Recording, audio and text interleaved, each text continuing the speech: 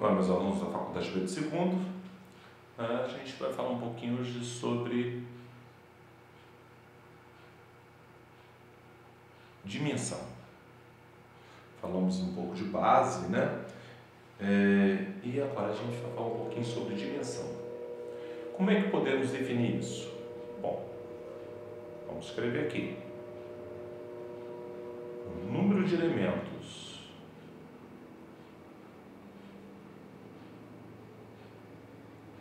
de uma base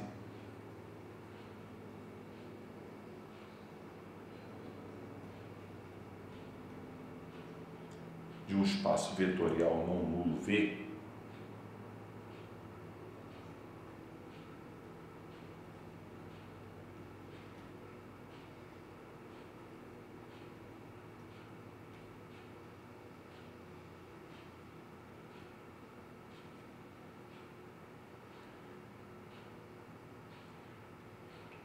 de dimensão finita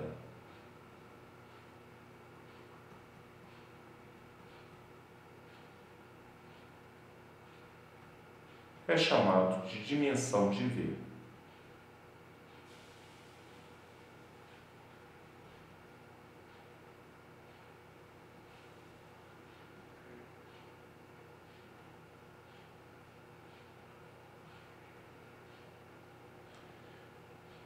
E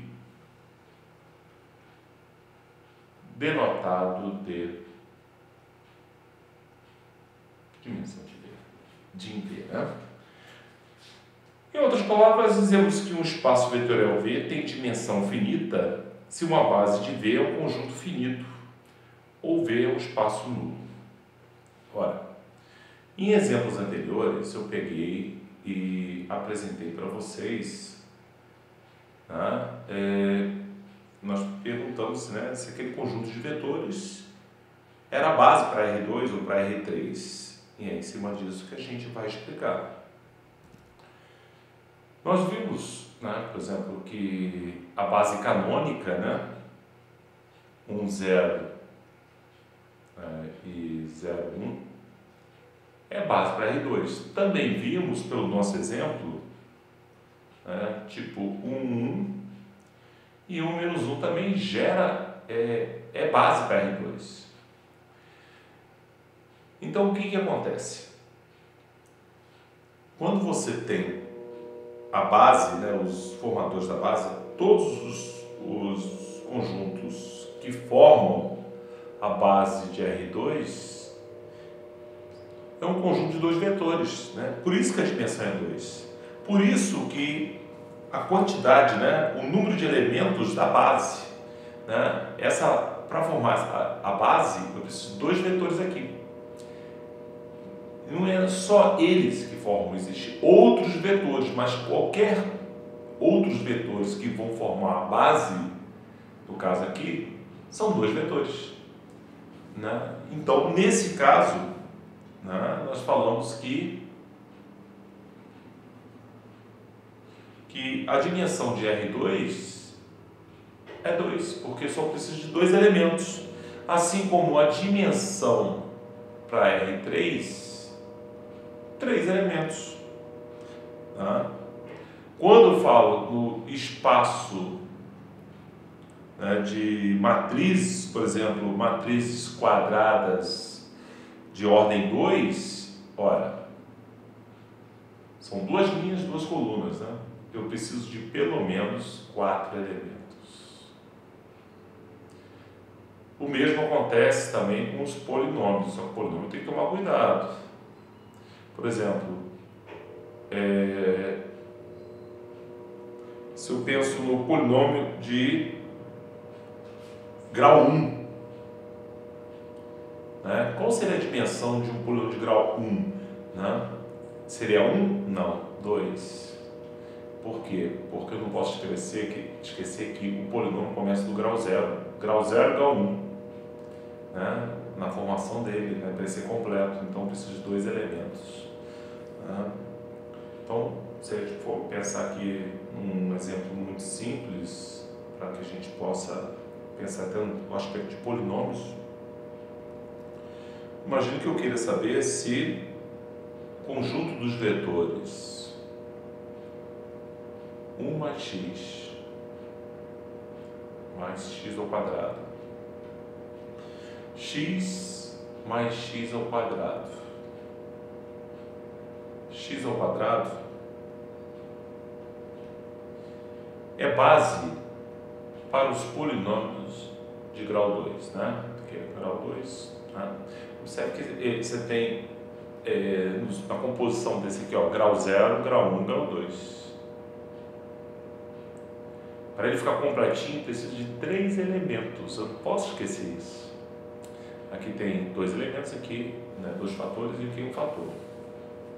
Né? Então, isso aí é um ponto extremamente importante. Né? Então, quando você vai pensar, né, por exemplo, que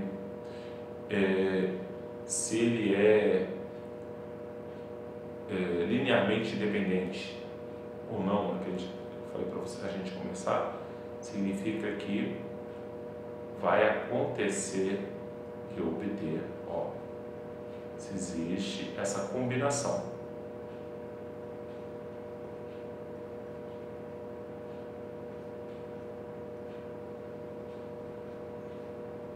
Né? Se isso aí é um polinômio nulo, né? E aí eu tenho que tomar um certo cuidado, né? Vamos começar pelo grau 2, né? Ó, aqui, deixa eu só fazer uma correção. Tá?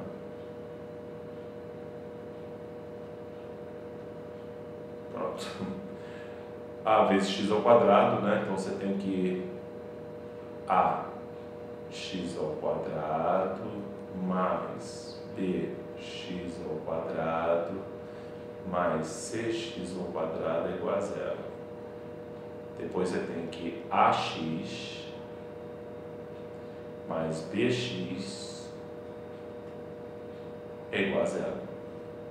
Por último, né, grau 0, a vezes 1a. Né? Aí você tem um sistema correspondente, né? Se a gente pensar, você tem que a mais b mais c é igual a 0. A mais B é igual a 0. A é igual a 0. Tá?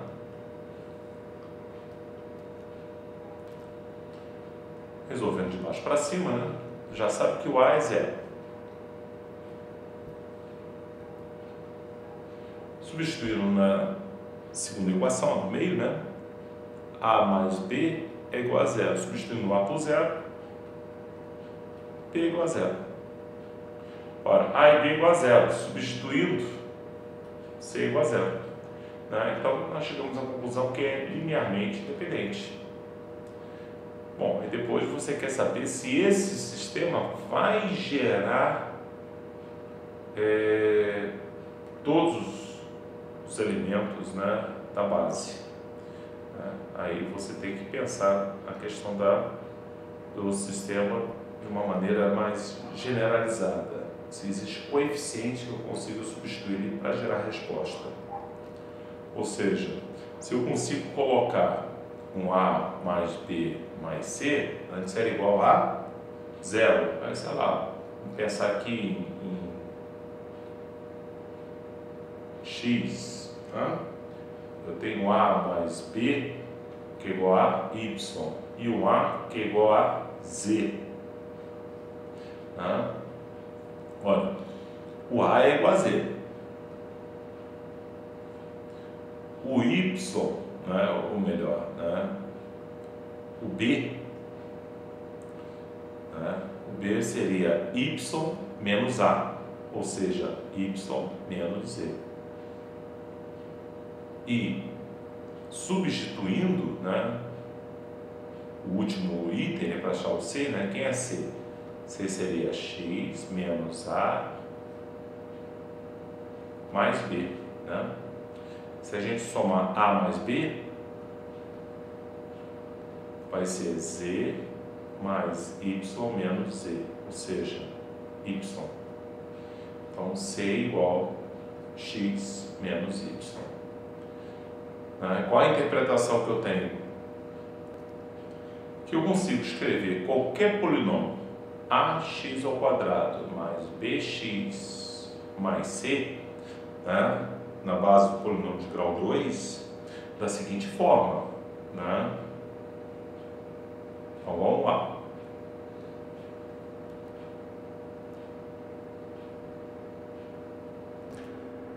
Só para efeito de nomenclatura, né, que eu fiz colocado esse x, né, para não confundir, né, porque o polinômio já tem x, né, eu devia ter usado até outras letras, né, para não fazer essa confusão, né, por quê?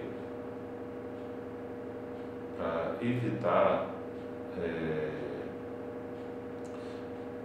todo esse procedimento, né? Então, por exemplo,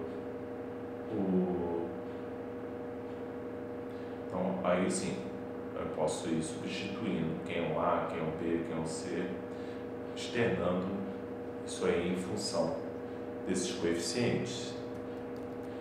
E aí ficaria, né, como se eu estivesse escrevendo isso aqui da forma x' que multiplica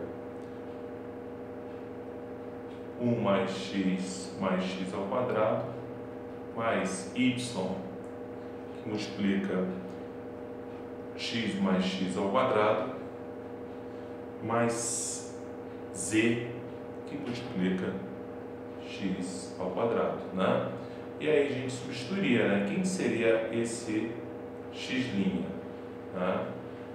Aí a gente tem que substituir em cadeia o A, B, C para obter esses valores. Com isso nós chegamos à conclusão que esse polinômio, né, esse conjunto, né, desse polinômio gera, né, é base para P2.